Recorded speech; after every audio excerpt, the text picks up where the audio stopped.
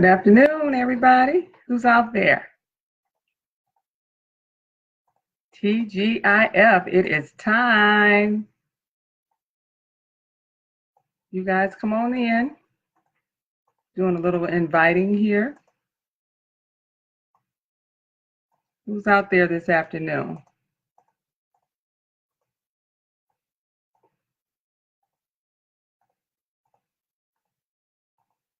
All right. Hello, Mr. Owens. How are you? Who else is out there? TGIF. Hello, comrade. I see you. Good afternoon. Good afternoon, everybody. You guys doing okay on this Friday, the first Friday in March? We are headed to spring, and I'm excited about that. All right, we're going to just give everybody a couple of moments to chime in on this live. I know it is the lunch hour, so I like to be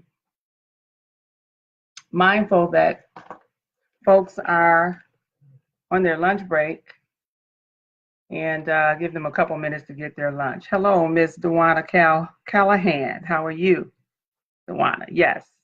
Good afternoon. Good afternoon. You guys, if you don't mind, hit that share button there so you can share this wonderful information that I'm going to share with you. We want to always be mindful of sharing with others. Hey, Joan, how you doing? So yeah, if you don't mind, you can even do a watch party. I'm not real familiar with how that really works, but it seems to be really popular, becoming very popular. Let me get adjusted here. So yeah, this is an opportunity for you to share some great information with folks on your timeline. So if you don't mind sharing, I would appreciate that. We're going to start in just a couple of moments. I'm doing a little bit of inviting here. All right. I'm really excited about the new series. You know, we just wrapped up The God Kind of Success, and it was absolutely a hit. As a result of that, I am now, for the entire month of March, doing the God Kind of Success series at Conquerors Church here in Roseville, Michigan. And I tell you, last Sunday, we left them with their mouths open. You know, they can't wait for this Sunday when I go back and the topic is dealing with belief systems. So last week was Sowing to Grow, which has really turned into sort of a movement. It's very interesting how God can take one little thing and cause it to grow and evolve. And so yeah, that particular topic went over with great success and left everyone excited and wanting more. So if you are in Michigan and you would like to participate, the beautiful thing is the format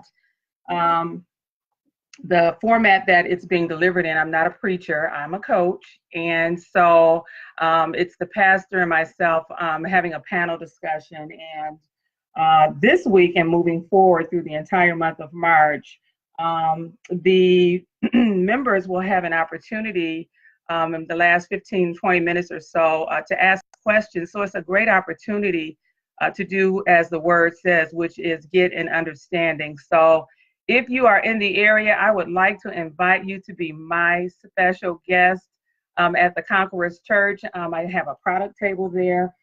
Many of you may know that I have some cups and t-shirts available for purchase at that time. You can also go to the website and get those items as well. So let's get started. You all are on time, and you know that I am a stickler for being on time. I said that being on time is a leadership quality, and it's important to do that. So we're going to go ahead and get started. I know that other people will chime in a little later. So welcome to this TGIF.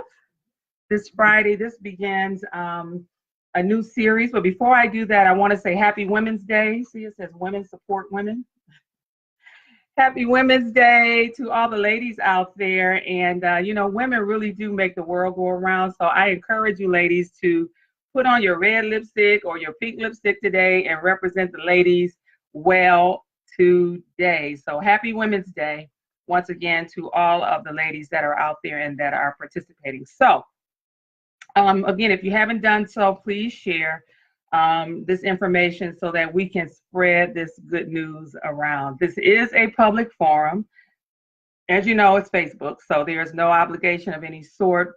But, I don't want to impose any sort of religious beliefs on you. All I can do is share with you my knowledge, my information, and my experiences with you. I do use biblical principles as a success coach. That's the only kind of success I know is the God kind of success. So I don't make any apologies for walking in my truth and sharing the information with you. I do hope that you are able to receive the information that I want to share with you. So this information is designed to educate, inform, and empower you, hopefully to move to action. I want you to do something after these lives. If you haven't had an opportunity, you can catch the previous live sessions on YouTube at Coach Kim Bond, so you can kind of get up to speed, because I do use a building block approach. I'm not just one-offing these things. I'm giving you information that kind of builds upon previous information that I have shared. So as you know, I'm a big stickler about writing things down. If you haven't done so, you need to grab a pen and a piece of paper. By this time, for those of you who have been joining these lives for a while now, I expect you to have a journal.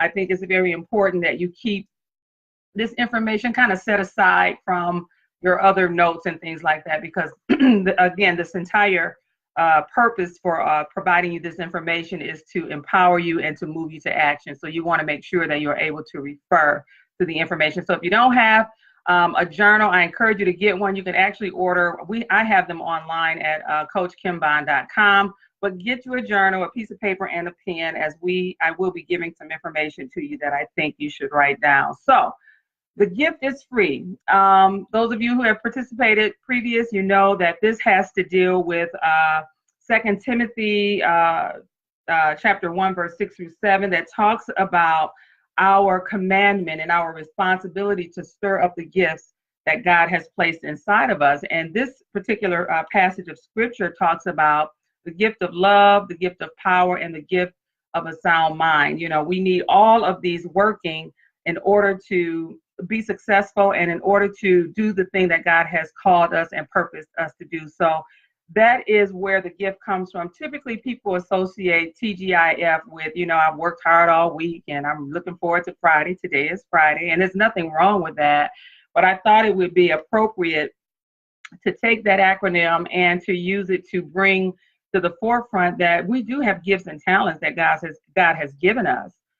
We have opportunities as well, and it is our responsibility to stir them up. The scripture says that we should fan the flame over these gifts. So it's our responsibility to do something. As I said, I'm a big believer as a coach that I would be less than a coach if I did not require you to do something, to take action. As a success coach, my job is to help to identify successes that you want to achieve, but we have to develop a plan together, and then you have to actually do the work. I can't do that for you. So that is what TGI really stands for. It's about the gifts that God has given us, the opportunities and things that He has just freely given to us. We have a responsibility to do something with it. So as I told you before, I do use a building block approach. So you may hear me refer to some of the things that I've shared in previous coaching sessions. So again, go back and check those out so you can kind of see what my flow is. Okay, so let's get started. So we are talking about vision, your life in high definition. I know most of us have flat screen TVs at home. We have HD, 4K, 1080p, it just goes on and on and on. So we all have these televisions at home with the idea and the intent to bring in this high definition, making sure that the quality is really good so that you can see real well, crisp picture. I remember when I got an 4K TV And I don't even think I've watched any program in 4K, but when I saw it in the store, man, that picture just, it captivated me, and I had to have a 4K TV because it was so crystal clear, the picture. I mean, every color, you could see the detail on the little, when I was watching the little animals and whatnot. So, you know, the ability to be able to see very clearly is stimulating to the mind. And so, yes, I did purchase a 4K TV, but I don't think that I've ever watched any program in 4K except for in the showroom. So, needless to say, it did feel good though. So I want to talk about a couple of things. So we're going to go over 3 things today. I'm going to cover, in this particular series, it's going to be broke down into 3 areas, 3 topics. One, today I'm going to discuss what a vision is. Next week, I'm going to talk about the law of attraction. There's a lot of buzz about the law of attraction. You know, I don't know, Christendom, it's kind of frowned upon because people assimilated and associated with New Age, but it is a biblical principle. And then I'm also going to talk about meditation and manifesting again. This can be frowned upon in the church, so I'm going to challenge your belief system. Again, if you participated in the last series, The God Kind of Success, you know, we talked about belief systems and how important it is for you to make sure that your belief system is established in the Word, regardless of what you may have heard or what you may have been taught by way of tradition. It's important that your belief system be grounded and rooted in the Word. And meditation and manifesting are, again, biblical principles. So don't believe the hype that this is about New Age. So I hope I don't lose anybody or lose any friends over this. This is great information. And again, I told you at the beginning that I only talk from the perspective of my own personal experience. So I'm not giving you something that I just read about. I have actually, and I do use these practices in my own private life, and they have actually, they're framing my life. So today I'm going to answer a couple of questions. I'm going to answer the question about what creative visioning is, or vision. You know, what is creative visioning? I'm also going to answer the question, is creative visioning important to your life? And then what does the Bible say about creative visioning? You know, what is it? How does it impact my life? And then again, if I'm going to challenge you to have a belief system that's rooted in the Word, is it biblical? So let's get started. So when we talk about creative visioning, let's break that down. Let's break down first what a vision is.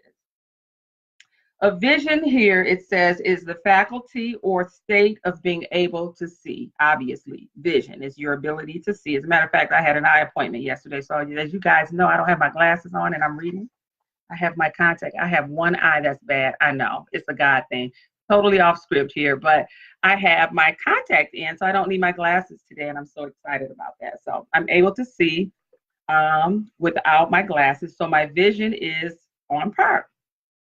The other thing it says here is that vision is the ability to think about or plan the future with imagination and or wisdom. So this tells me that vision is far more than just what we do in the natural, right? It says here the faculty or state or being able to see, that's in the natural. Then it says the ability to think about or plan the future with imagination or wisdom. So right there is key for us to be able to expand our thinking about what vision is. Typically, we associate vision with the natural ability to be able to see, but here it's telling us that it really has to do with the way you think and plan and use your imagination and wisdom, okay? So your ability to think, your ability to plan, your ability to imagine and use wisdom, which is knowledge, insight, and perception, is also vision. So I hope that you are kind of picking up where I'm going to be going with this, because you have a responsibility to expand your vision beyond the natural. And this is where it gets really good. This is such a wonderful thing that God has given us, is the ability to visualize things. Then it says here, when someone is visually impaired, or even blind, they have to use what I just told you. They have to use their mind. They have to think. They have to be able to imagine. They have to be able to plan, like scope out perception and depth and length and things of that nature. So yeah, they do have to use these other things that they have because they don't have the natural ability to see. You all know that in my business, I provide services, coaching services to individuals with disabilities, of which I work with the blind agency here in Michigan. So my clients, some of them, many of them actually, are visually impaired, and some are even blind. And so, I had to learn how to interact with them. And I learned something very interesting, that their perception is very, very keen.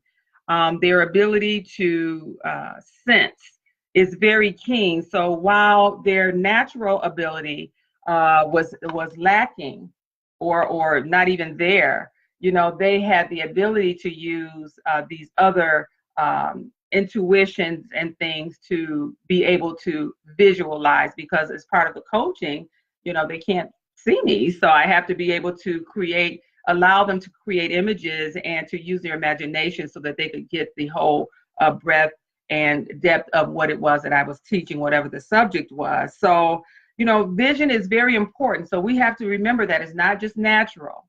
It involves our ability to think and use our mind, our ability to imagine, dream, our ability to use wisdom. Think about when you were a child. I can think back when I was a child, how we used our imagination. You would even act it out as a child. If you wanted to be a school teacher, you would, have all your little dolls and figures lined up, and you would be going on with that lesson. And no one could tell you that, you weren't a school teacher in that moment. You wanted to be a police officer or a fireman.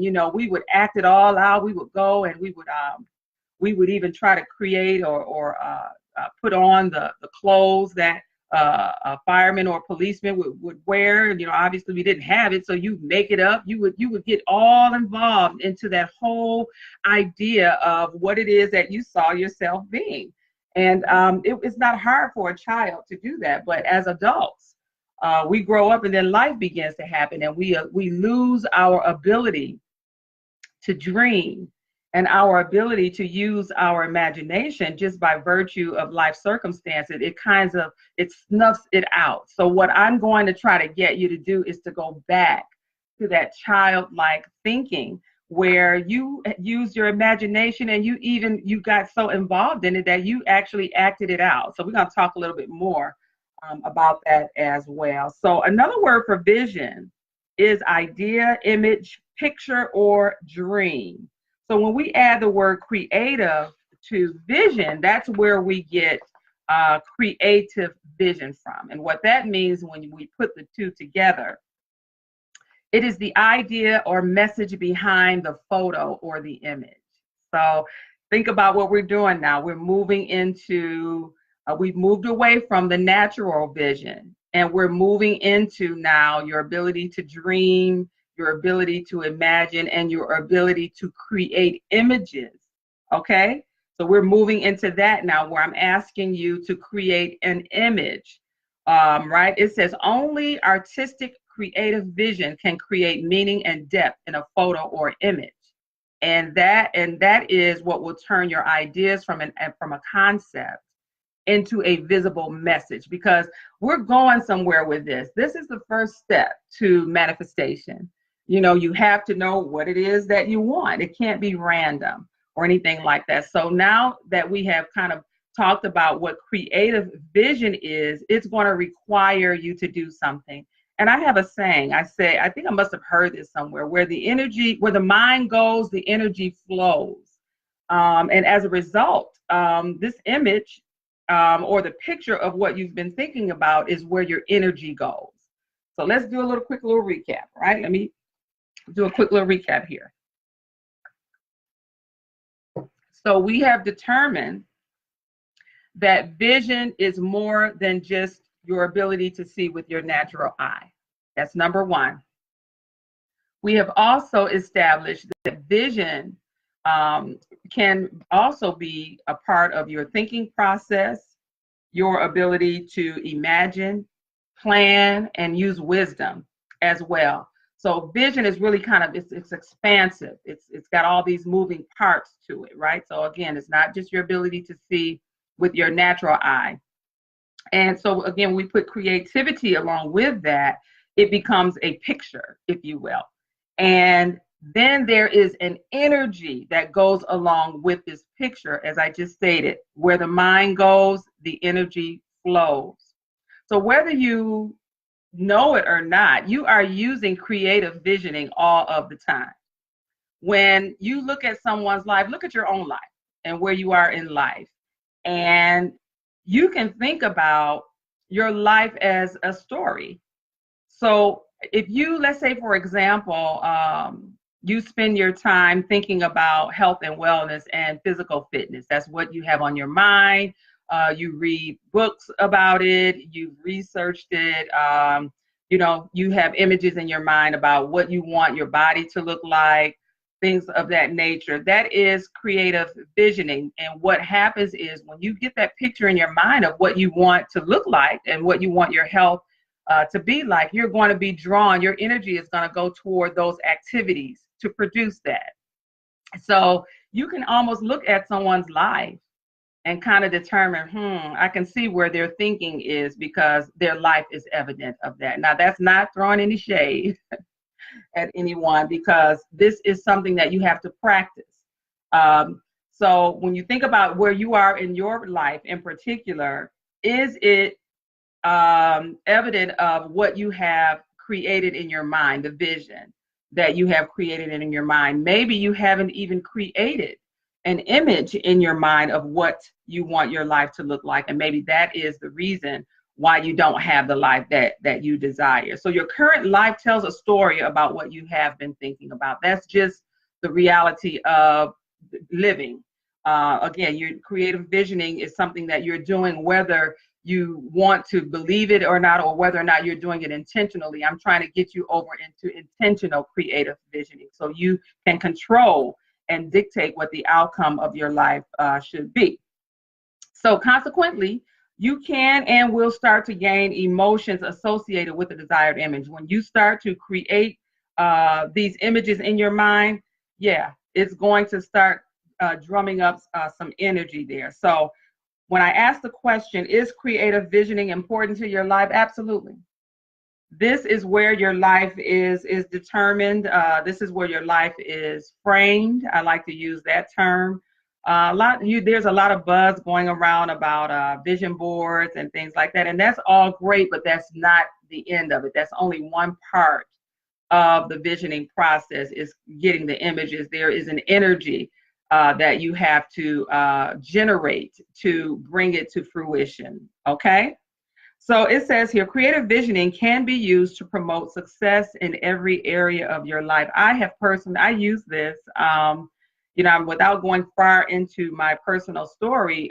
Many of you know who have been following me know that I was living very unfulfilled. My life was nothing like I wanted it to be. This was probably about 13 years ago. And I had done everything that I thought that I knew how to do to get the life that I wanted. I'm a believer, obviously, I'm a church girl, and yet my life was not what the word said. And I came to a crossroad, and I just had to figure out and petition God and say, God, you're going to have to show me. Either you're not real or I'm doing this wrong. And that's when he began to give me the principles and the strategies on how to create the life that his son died for. Christ died that we could have an abundant life, and that means a life without lack.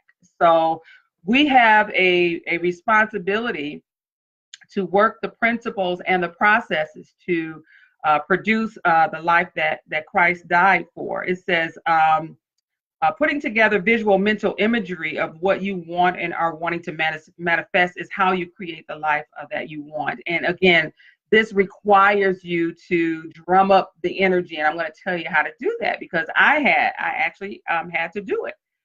So creative visioning actually works with alongside, if you will, your subconscious mind, which is always working when you're sleeping. All of that, the subconscious is still, moving like a movie projector. It's still moving along, and it is programmable, believe it or not, just like your computer or your phone or whatever is programmable.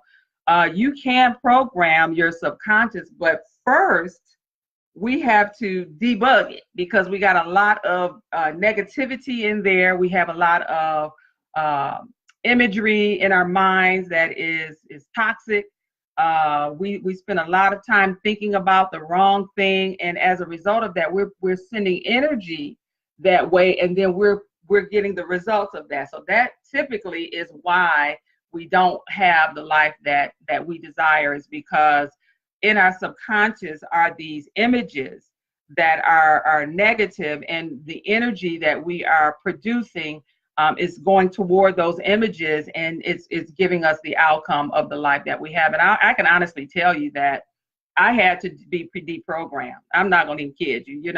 We talked in the last the God Kind of Success series about belief systems and how, if your belief system is jacked up. Just a quick little sidebar here. I talked about the belief system is rooted in either one of three areas. Either it's philosophy, either it is tradition, or it's the word. I mean, you have to decide what you're going to believe in order to get what God says. It's just, you can't be 20% philosophy, 50% word, and then 30% tradition. You have to determine and settle in your mind, I'm going to believe what the word says about my life, and I'm going to work these principles. And so I had to debug and reprogram my thinking, which is a part of my subconscious, so that I could begin to rebuild my subconscious with positive imagery, happy, fun, joy, love, peace, prosperity. I actually had to put those things in my mind. Not only that, I had to start to do activities associated with that. And I'm getting ahead of myself, but yeah, I had to actually start to put myself in environments that would create the energy associated with the picture or the vision that I had created in my mind. So it's a process here. Okay, so when we talk about the subconscious, it creates pictures and images, and they generate feelings and energy, and they can also dictate and determine your behavior. So let's say you want a chocolate chip cookie. You just got a taste for some cookies, so you're toying around and tossing this image of the cookie in your mind, and it can get real deep where you can smell the cookie, and before you know it, you in your car and you're driving to get you some chocolate chip cookies. It's a very powerful thing, the way that the subconscious works. And the thing about the subconscious is it does not rely or need any sort of tangible stimulation to work, meaning you don't even have to have the cookie in your possession or in your house. You don't have to go and actually touch and see and feel the cookie. The subconscious will do all that work for you. It'll create all the energy, and before you know it, you're actually going to get the cookie. So the subconscious will dictate and determine your behavior. But the bonus is that, again, it does not rely on anything tangible or anything in the natural. It's all done in the subconscious, and it's always working. So when you're sleeping, that subconscious mind, when you put those good, creative, positive, beautiful images in your mind, the subconscious is still working to bring that to fruition. Sorry about that. All right. So keep in mind that your subconscious mind is very, very powerful. You have to be really cautious and careful about what you're putting in your mind. Okay. So the thing about creative visioning is that you want to keep in mind that the subconscious is, again, is like a hard drive. It remembers. Okay, it gets stored in there, and it's in there, and it could be something that could trigger the subconscious thought to come to the forefront. But once it's created, it's in there. Okay. The other thing you want to remember is that it is literal. It's very precise. You guys know about the term hypotheticals. You know, it's where you kind of create a situation or create a thought. It's similar to that, you know, where you create scenarios, you drum up, you know, a whole theme and an idea, you know, you give it life by being very specific. Okay. And the other thing is that this process it only processes in the current tense. You create it, you take a picture of it, you hold it, and it's there. That's the way that the subconscious works. So let's do a quick recap, because I don't want to lose you. This is very, very important. So we talked about the fact that vision is comprised of primarily two major components: your ability to see in the natural, but it also is your ability to create imagery through your imagination, through your ability to think, through planning, through wisdom, which is really your knowledge, your insight, and perception. Okay, so vision is big, but when we combine it with creativity, now we get into something that has depth, and we're able to actually create a picture now of what it is that we want. So the creative visioning is the one that we really want to focus on, which is tied to your subconscious. Okay, and the subconscious is the ability to create, the ability to hold. It's the hard drive. It stores the images that you're creating. And the subconscious is also that thing that drums up the energy that you need to bring that thing to fruition. So I hope that you guys can stay with me on this. All right. So we talked about that the subconscious remembers everything, that it does not require the tangible. So if you have a vision of living in a beautiful home, you don't have to actually be in that home for your subconscious to snap that picture. You can create that picture very specifically in your mind, and you can hold on to that picture and put that energy toward it. And then again, here comes the law of attraction, which I'm going to get in next week. It starts to draw to you the things that you need to manifest that. So don't throw me away. This is not new age. These are biblical principles, and I'm going to talk about whether or not this is a biblical principle. So I'm going to give you a quick little story of mine. So I told you that I have been using these processes for 13 years, 14 years. I was working on a fulfilled job. I did not know what to do. I had done everything in my power that I knew to do to try to change my life. Went to school, got 2 degrees. I had gotten married, had kids, got divorced, did it again, got married, had a child, got divorced. So stuff was just, it was all hodgepodge, and it was just, you know, not what I thought it should be. And it was not aligned with the word of God. So I was very confused because I was raised in the church, you know, Christian, saved. It just, nothing added up. And so I started to break out, you know, kind of break tradition, because I was in a church years ago that would throw me out with what the stuff I'm saying right now about meditating and manifesting and vision. You know, no, we don't do that. You know, we just have faith. And I'm like, okay, but what does that mean? Tell me what the steps are. And so I began to do my own inquiry of God on this level about this. And so it led me to, you know, I don't have enough time to tell the entire story, but the bottom line was God had given me, he says, I'm going to give you a new life. This is what he told me. And he gave me 12 areas of my life, you know, finances, business, vacation, wardrobe, home, kids, ministry, everything. It was 12 areas. He said, I'm gonna give you now. At the time he gave this to me, I was living in my sister's basement. So I wasn't even close to having anything that God had told me in those 12 areas of my life. But I wrote it down, and actually to this day, man, I meant to, I'll show it on one of the other sessions. I keep a little laminated copy. I have them blown up and done up real pretty. They're in my office at work. I live by it because I've seen these things. I've checked off, pretty much all of them. And so this process that I'm telling you works. So I was at a point where one of the things that God had told me about my new life was that I would have a new home built from the ground up, that it would be beautifully furnished and cabinets full of substance and all of these things. So at the time when God gave me that, I and my kids used to, on the weekends, we would go and tour new homes. I was living in the basement, but I was touring brand new, built from the ground up homes. And what I told you about visioning and your subconscious and the energy, you have to start to drum up the energy of what it's going to feel like. So let's say you want to take exotic vacations.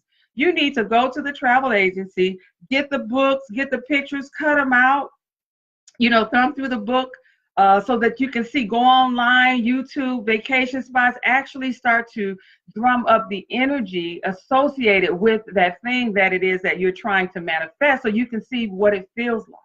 So when my kids and I would go and tour these beautiful homes, they would, oh, that's my room. And I said, oh, I like this color granite. I was gathering the brochures. I was bankrupt. I had just come out of bankruptcy. So I wasn't even close to doing anything like this, but I did not allow what I saw in the natural to impede my ability to think beyond and to use my creative vision and to use my subconscious. What I was doing was I was reprogramming my subconscious. I was throwing out all of the things that didn't line up with what I wanted and what I thought my life should be. And I was creating new images and new pictures, because again, that's what it does. So I would go out and I would tour these homes, and we did it every weekend, and we go get yogurt or something. It turned into an activity. So the point I'm making here is that you want to not only create the image that you want to do the activity associated with drumming up that energy of what it would feel like to have that particular thing that you want. Okay. All right. So when we talk about creating the imagery, this is going to challenge you a little bit, because our minds, unfortunately, you could be a product of an environment that's negative. You may have had all negative experiences in your life, and you find it very difficult to focus on anything positive. So the challenge for you is to throw out all of the negative imagery that you have. You're going to have to work there. I don't care. This is why I said in the previous series about conversations and things like that, you have to be mindful of who you're talking to and what you're watching on TV and things like that, because those are images that they get created. And if you sleep with the TV on, remember, the subconscious is still working. So you're still putting yourself at risk of creating imagery that's not going to produce the outcome that you want. So the challenge is that you got to throw out all of the negative imagery of your life right now that's not what you want. Throw it out. The second thing that you're going to have to do is you're going to have to reprogram your subconscious, like I said, by creating new images of what you want your life to be. That's what I did. And then the last thing, you're going to have to tap into the energy associated with these new images, and you're going to have to hold on to it. And it's going to have to get to the point where the images that you create are so specific that you literally take a picture of it and you catalog it in that subconscious and you hold it there. Let me tell you why. When I got my house, when it was time for me, when, everything fell into place and it was time for me to get my home, I started actually looking at homes that were already built, looked at several of them, still really not really pushing the envelope over to the brand new built home. I was still just saying, oh, new, house, not realizing that what I confessed was brand new from the ground up built, right? So I'm looking at homes that had already been built, and I'm looking, couldn't find it. Finally, I said to the real estate agent, we need to just go ahead and pursue a brand new build. I was still skeptical. And when we did, everything fell into place. Oh, we got a new program for, people that use our mortgage company, we're going to give you $6,000 for the down payment. I mean, everything just it all fell into place. And she says, well, come on, let's go over to the showroom and you can pick out what you want. Now, I had experience in this. How?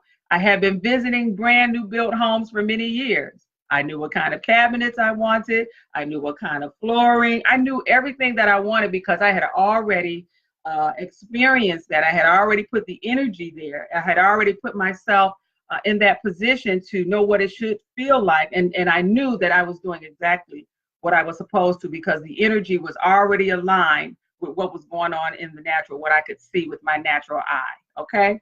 So it's very, very important that you spend time after you create the vision. I'm going to tell you how to do that you get the energy that's required to manifest it. So is creative visioning biblical? And I told you in the beginning that, some of these principles that sometimes you may not hear them in your church, they might stay away from this because, again, the New Age, they do a whole lot of talking about meditating and visions and things like that. And so it's kind of gotten a bad reputation, but it doesn't stop it from being real and being true, is that creative visioning is a biblical principle. When we think about it, it's a God idea. Let's think about what God did. It's not mystical and it's not New Age. What he did when he created the world, he had to have seen it first. Now, when you think about, let's just think about all of the intricacies in the world, plants, the animals, the colors, and the landscapes, and all these things. When you think about all of the intricacies of the actual universe, the world, the stars, the moon, I mean, just, God, he did his thing, right? He had to have seen what it was that he wanted to create before he created it. So he used this principle and this process that I'm talking about, creative visioning. And he was so specific, they're still discovering different plants and animals and things of that nature.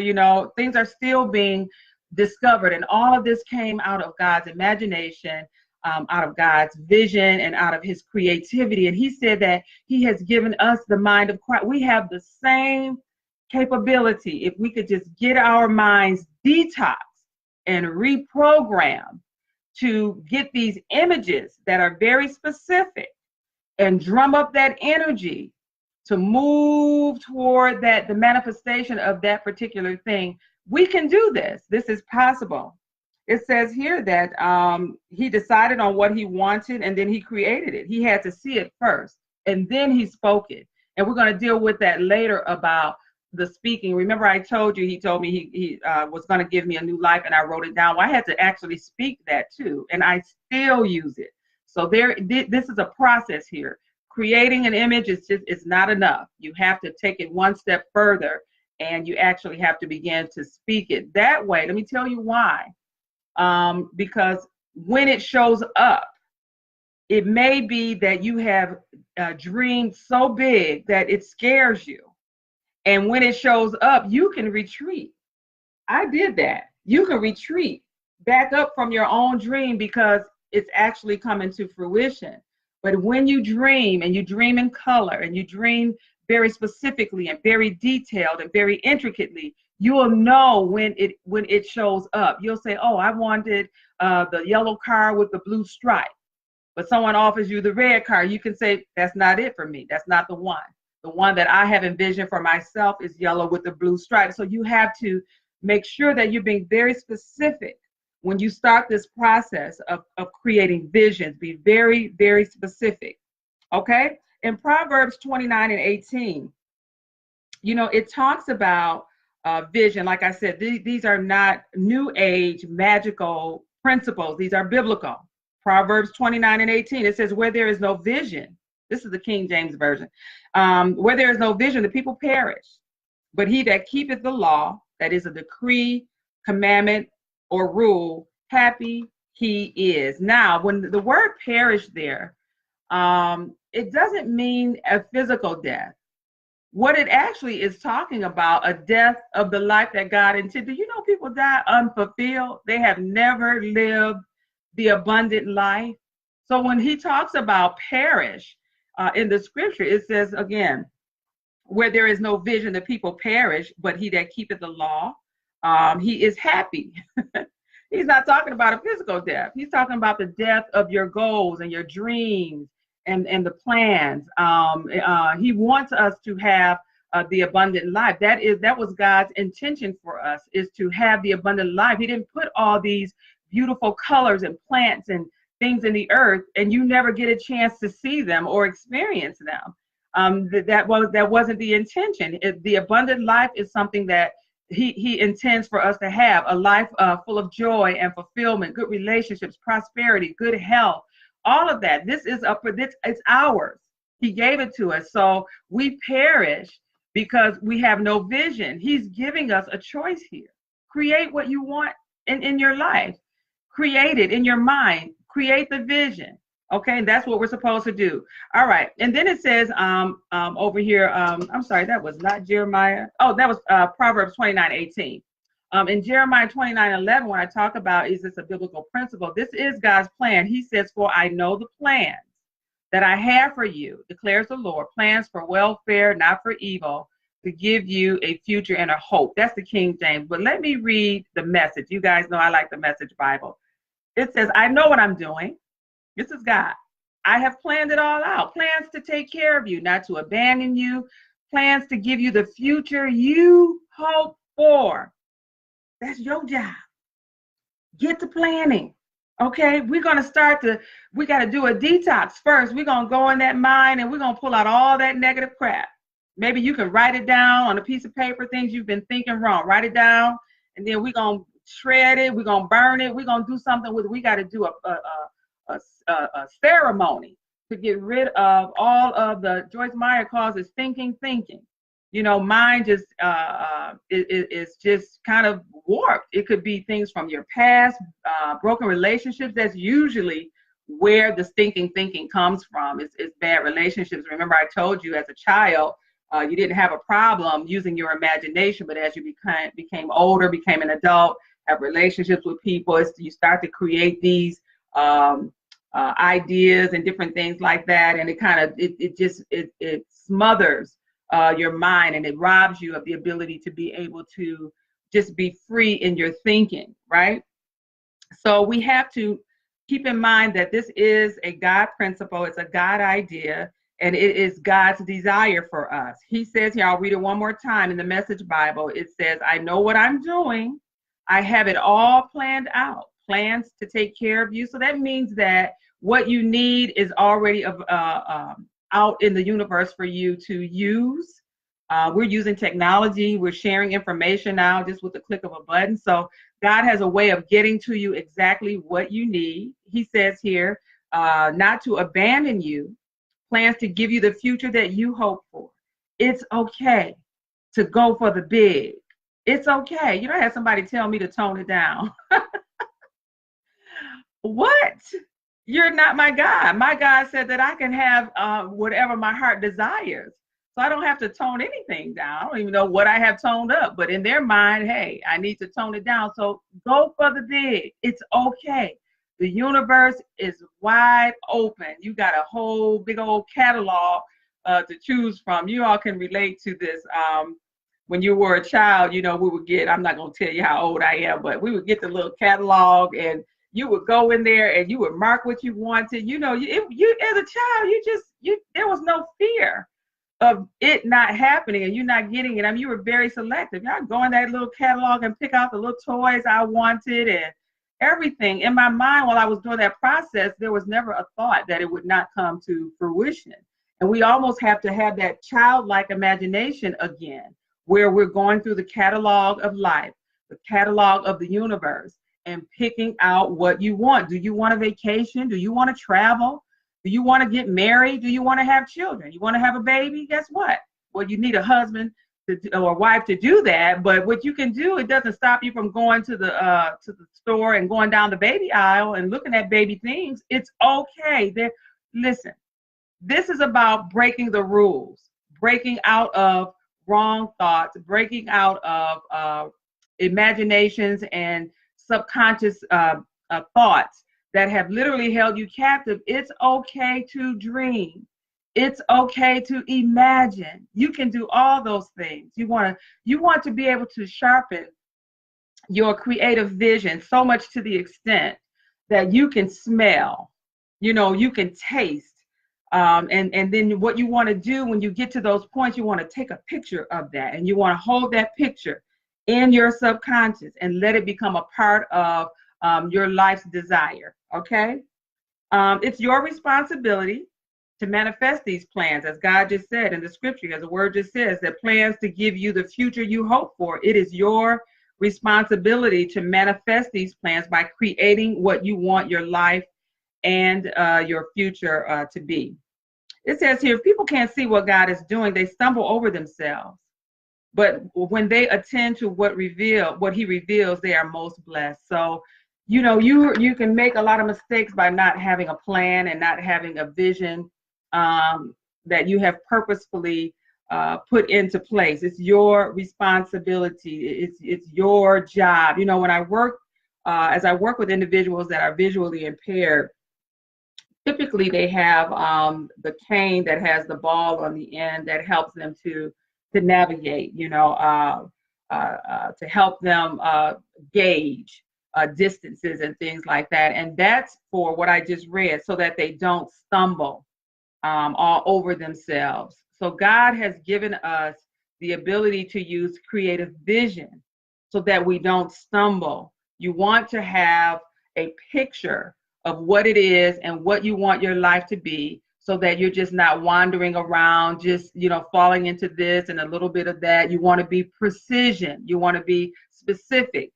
Okay, so you guys know that I am big on giving out assignments. Okay, so there is some homework that I would like you to do. What I would like you to do is to start creating some different habits. If you are not already doing this, I would like you to start after first thing in the morning, after you've had your prayer, because remember in our last session, the best time to talk to God and allow God to talk to you is first thing in the morning. As soon as you open your eyes, after you've had your prayer time, I want you to start to try to envision the life that you want. Just play around with it, okay? I want you to try to be as specific as you can. Remember we talked about how you have at least 60,000 thoughts running through your mind each day. This is why early in the morning is great to do this, because by the time your day gets going, you're too distracted. Your mind, unless you're intentional about it, steal away. I used to go when I lived in my sister's basement. I had a little time on my hand. I would go and sit out at the park. And that's where a lot of this stuff came from, is just taking the time to relax my mind enough to the extent that I was able to create these visions. So I want you to try to envision the life that you want. I want you to do it in color. I want you to be specific. I want you to try to imagine, what things would taste like or what they would smell like. I want you to challenge your mind to do this process here. And when you see what it is that you want, this is where the work is going to come in. I want you to use the camera of your mind, and I want you to take a picture. You know how we do when you take a selfie, you wait until you want to get the lighting right and everything. And you wait, as soon as you hit that right moment, you click. I want you to use the same precision with this process. Take the time to get it in your mind what you want, being very, very specific. And then I want you to take a picture of it. I want you to grab it, hold a picture, take a picture of it right then and there. And I want you to, when you take that picture of it, hold it in your mind for a moment. Don't be so quick to move to the next thought. Hold that picture in your mind, because we're going to do something with these images a little bit down the road. We're going to actually create declarations. We're going to put some words to these images. So you need to be very, very specific about what it is that you are seeing and taking a picture of it. So I want you to pay attention also to, when you get it to the specific, down to where you want it, pay attention to how you feel, because it feels good. One of the declarations that God gave me for my life was that I would have clothing that is tailored to fit my body. that I would be adorned with fine clothing and jewelry, that I have so many clothes that I'm able to clothe others. What I would do is I would go to the store and look at the type of clothing that I wanted. Couldn't buy it at that time, but I would go and look at it and touch it and feel it and all of that. And guess what? If it was different than what I thought it was, I would go back and take a new picture. This thing is awesome. This does not cost you anything. This is your privilege. This is how God created us. When he created us, he knows the very hairs on our head. He was so specific that he knows how, I don't even know how many hairs I have on my head, but God knows. And he created us out of an image. And when he created Adam, then he went back and created Eve, because guess what? He did what I just said. I think I'll make another version of that. And he went back. So this process is definitely a biblical process. So remember this, that where the mind goes, the energy flows. It's an energy behind this thing. And when you're doing this, it's just no room for negativity. You don't have time for negative conversation. It changes the activity of your life when you start to implement principles that's really about elevating your life and creating the life that God wants you to have, because you've got work to do. There's no time. I mean, like I said, the creative vision that we use is evident of the life that you're living. So if your life is not what you want it to be, you got to start thinking about, well, what am I thinking about? What am I spending my time doing? What's in my head? What kind of thoughts am I having? What am I allowing my subconscious to do? What am I imagining? Am I even using my imagination? It's okay.